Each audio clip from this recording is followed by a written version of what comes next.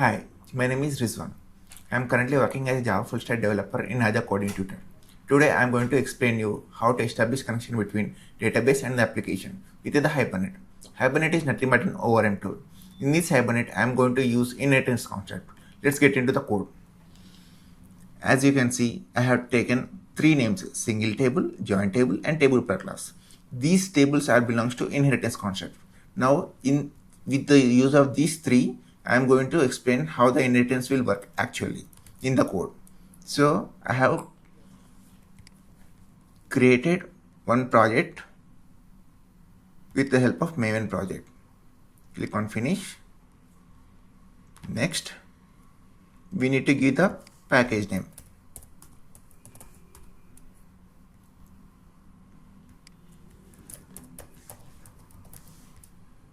And the name of the person. And the one line about the project. And click on finish. But the thing is, it was disabled because here we can see I have already created the same package, same project. Inside this project, I have created already few classes inside the code. I will tell you what is exactly written in these classes and the project. So this is the parent class. In this parent class, I have taken few fields: int id, string name, and the string job type. And you can see that I have taken few annotations. These are called annotations. These annotations will help us to reduce the boilerplate code, and it will act as a internal code in this class. These annotations will work only because of the dependency that we have to import from the Maven repository. I will tell you where are the dependencies. This is the pom.xml file. In this, the com.aja is the package name.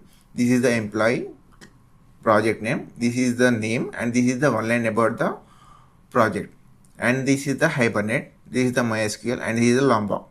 This is the Hibernate core. This Hibernate core main purpose is to establish the relationship between the database, and it acts as a Hibernate, and it will give the core functionalities. And this MySQL connector, this will help us to build the connection between the database and the application. This Lombok will help us to reduce the boilerplate code with the help of annotations. So that's the reason I have taken these annotations over here. These annotations will help us to reduce the code, and it will help us to write the code as much as precise. And this is the parent class. In this, I have taken only three fields, and this is the discriminator value. I will tell you what is the use of this. And this is the inheritance. This is the most important part of this project, because in this Hibernate I am going to use the Hibernate concept. In this Hibernate, I have taken the number one single table, as I have mentioned in this notepad. First one is single table. For this, I have taken the single table. In this inheritance, I am going to tell you what is exactly happened and how the data was going to show in the database with the help of single table. Now I am going to show you another class, that is full-time employee. In this full-time employee, I didn't use this ID, name, and job type, but I have used the rest. So I want to use this properties from parent class to child class. That's why I have used this extend keyword of the parent class. Now I have uncommented this. Now I have imported this discriminator value as a full. Now I am going to show you the one more class, that it is part-time employee. Same thing, I am uncomment this, I am importing this, and I have extended this employee from parent class to child class, and I am going to save these three classes. And in these fields, there is a small change. This is the daily salary, and this is the full salary, and this is the role, and we can see it's a job. Now I am going to show you how to establish the connection between the database and the application. For this, we need to take one separate class in the separate package, that is Hibernate util. In this Hibernate util, I have taken one method, that is public static session factory get session factory. In this method, I have taken configuration. With the help of CFG, we are going to set the properties of the database. In this, the first line shares that Hibernate connection driver class com.mysql cj jdbc driver. That means it will show the path from the application to the database. and this is the schema name. In this schema only the tables will be created, and inside the table the record will be saved, and this is the username and the password of the database. Without these things the database won't be accessed. And I have given the name as a create. That means if in this Hibernate schema, if the table with the name employee was actually existed, this create will delete the table, and then it will again save the new table, and then it will save the records. And here I have given the annotation class names. One is employee, parent class, full time, and the part time. These two are the childs of this employee class. That's why these two classes will be extending from the parent class properties. And these two, Hibernate SQL and Hibernate Format SQL, these two fields will help us to show the query in the console, and these Format SQL will help us to convert the HQL query into the SQL query. And before that, I want to show you the console. I want to show you the main class. Inside the main class, I have created entities, and I have given the data to save that in the database. So I will tell you what are the actual entities I have created. One is full-time employee, another one is part-time employee. In this full-time employee, I am going to save the data which is present in parent class and as well as the child class. That is set name, job type, and email, mobile, role, address, salary, and timing. You can see I have taken each and every field apart from the ID. That is because in this I have given ID as a generated value. That means it will be auto generated again and again whenever we are going to save a new record. That's why I didn't use that ID in this class. Same thing that was repeated in the part-time as well. Here you can see I have taken part-time as a 4 fields and the full-time as a 7 fields. These things I have written in between these classes. These are nothing but these are the interfaces which is written in the main method. That's why this is called the main class. Inside this I have taken session factory. Session factory is nothing but an interface, and in the interface I have taken the Hibernate util. In this Hibernate util we can see the database connections and the get session factory. This is the method name. This is the method name I have taken from these to this place. This will access those things in this Hibernate util to the session factory, and then this is the session. This will create with the help of session factory, and it will open the session. And the transaction will help us to do the changes or modifications in the code permanently, and it will save it in the database. And then after giving all the fields, now I am going to close. So for that, as you can see, I have taken first the session factory, session, and the transaction, and I have taken in the reverse form. First I have taken the transaction, session, and the session factory. First I have committed. That means whatever I have written in this code will be going to save, and the session was closed and the session factory was closed. But you will get one doubt that without saving this data, how this data was going to save in this database. So for that I have given each and every entity, I have given the save, session.save fte1. Like that I have given each and every entity I have saved individually. So with the help of session.save, the table will be take the record from the application. So without this code, the data won't be saved. That's why this is very important.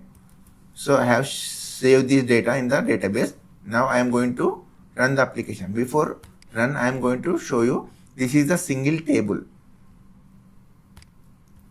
I am going to save this. Now I am going to run the application.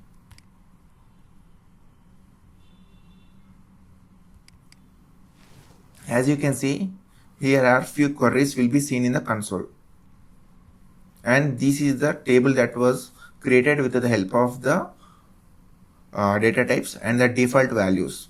These are all shown in the console only because of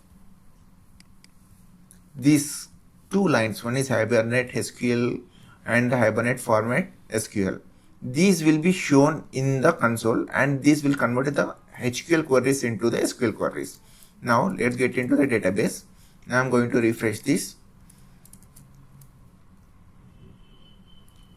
This is the schema name that I have given. That means with this Hibernate only, that new schema will be going to create in the MySQL, and inside the MySQL, inside the table, the class name will be created as a table name, and fields will be act as a column name, and the data will be going to save in that table.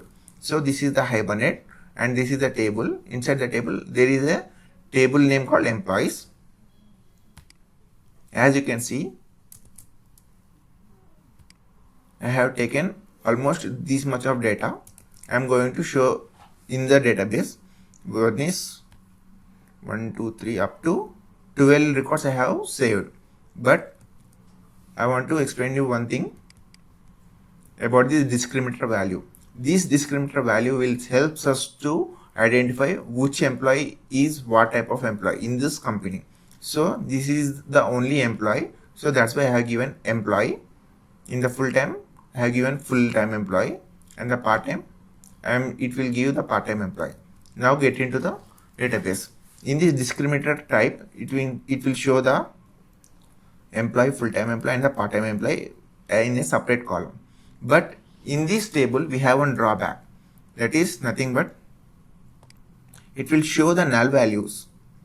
In real-time scenario, it is not acceptable, because null values will be not acceptable in this table. That's the reason they have introduced one more table called join. So before I want to show you the join, how it works, I want to drop this table.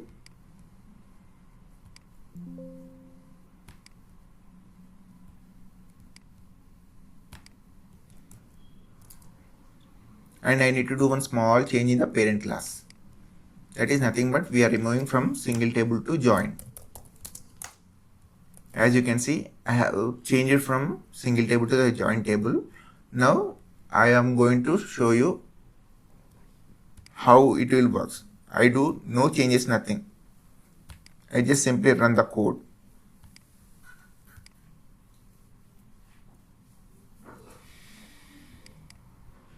Same thing happened in this table also. Same, the table was created and the queries were also created, and it will be shown in the console.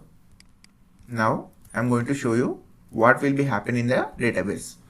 But in single table we can see only one employee, but now in join, because of join, we have seen three different tables. One is employees, full-time employees, and the part-time employees. These table names are nothing but the class names. Whatever the class name that we have given in the code, that will be by default taking as a table name. In this table, these are the employees which was taken the column as ID, name, and the job type. This was mentioned here, ID, job type, and the name.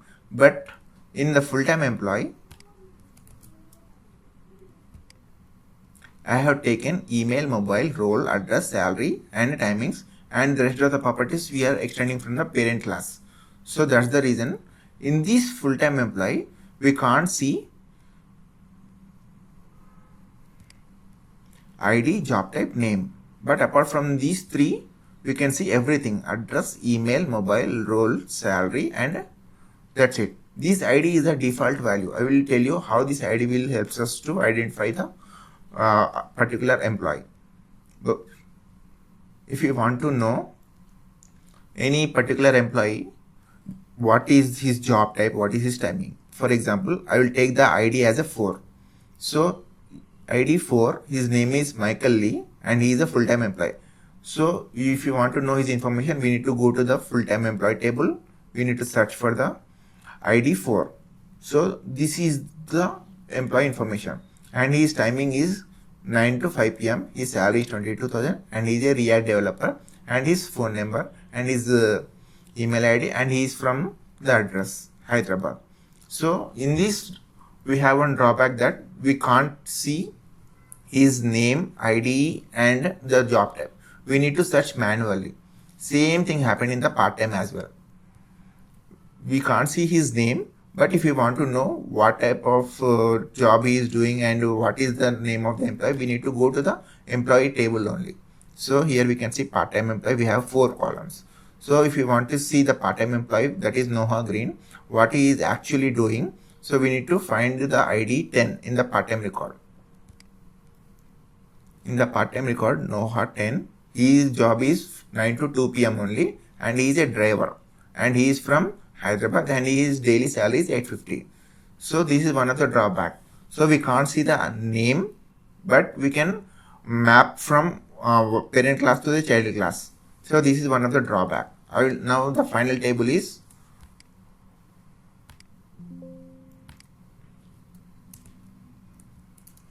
table per class.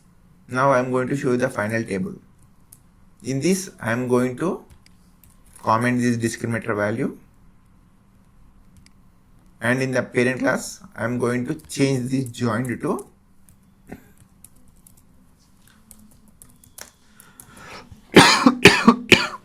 table per class. Now I am going to give auto. I will tell you why I have changed identity to auto.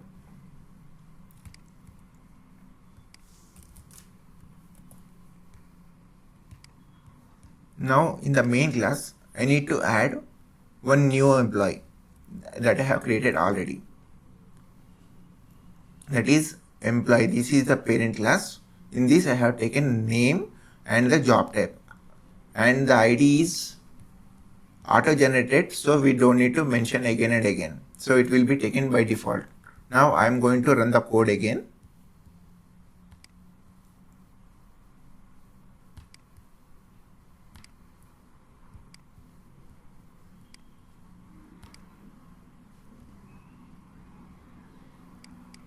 As you can see, again the query was seen in the console, and the tables was created with the help of default data types and the default size. Now let's get into the database. Now I will tell you what is the actually happen in the database.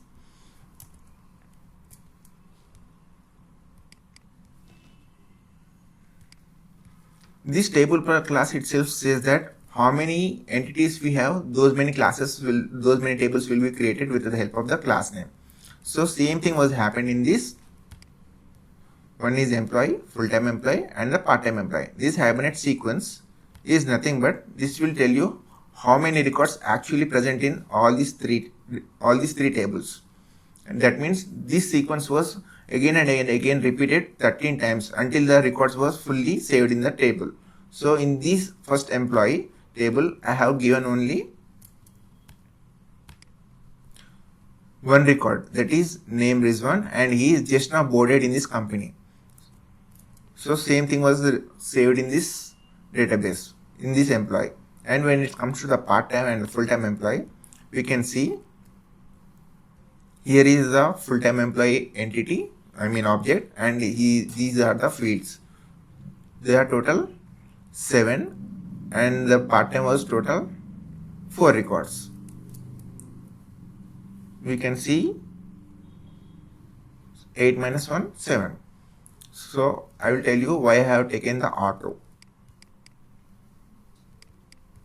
These auto won't be mapping this ID from one table to the another data. So that's the reason we can see each and every record have the unique ID. So this is the record number 1, that is ID 1, and in coming to the full-time employee, it was started from 2, and the part-time employee, it was started from 9.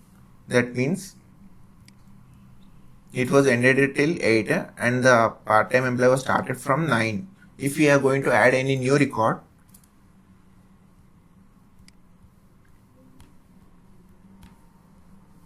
I will show you. I am going to add one more record, not the part-time. I will show you the full-time.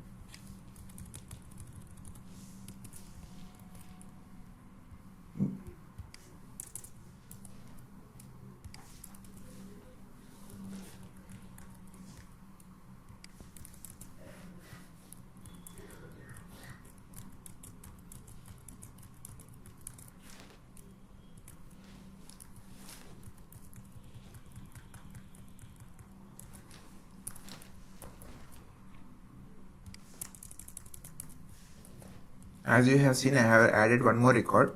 Now I have saved. Now I am going to save these in separate place. I am going to save this after the part-time employee.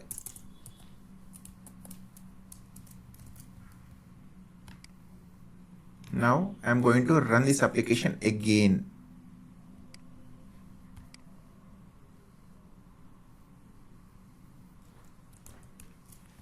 Now we need to refresh this.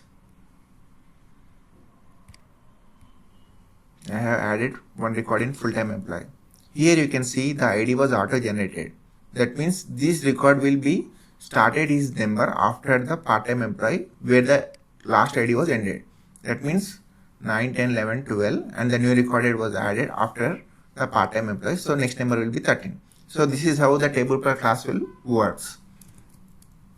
I hope you understand how the inheritance concept will work in Hibernate. So these are the 3 tables: single table, joint table and table per class. This is the code walkthrough of my as a coding tutor. Thank you so much.